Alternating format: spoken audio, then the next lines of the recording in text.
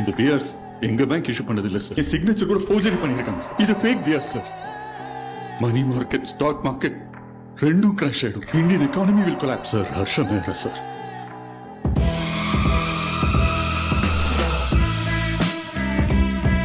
அவர் shares rigging பண்ணுவார் sir.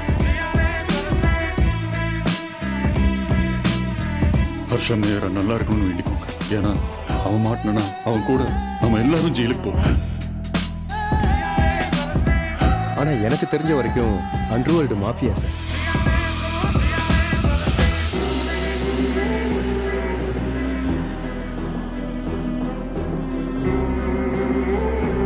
இந்த மாதிரி நேரத்துல தான் தோணும் ஃபேமிலிக்காக எவ்வளவு ரிஸ்க் எடுத்தாலும் தப்பு இல்லை. ஆண்டனி சார், ஐ மீன் ஒரு சாதாரண பேங்க் எம்ப்ளாயி அக்கவுண்ட்ல 100 கோடியா?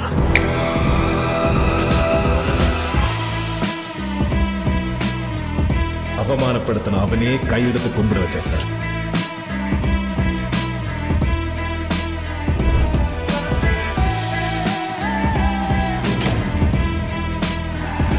எவ்வளோ நல்லா ஆடணுங்கிறது முக்கியம் இல்லை, எப்போ நிறுத்தணுங்கிறது முக்கியம்.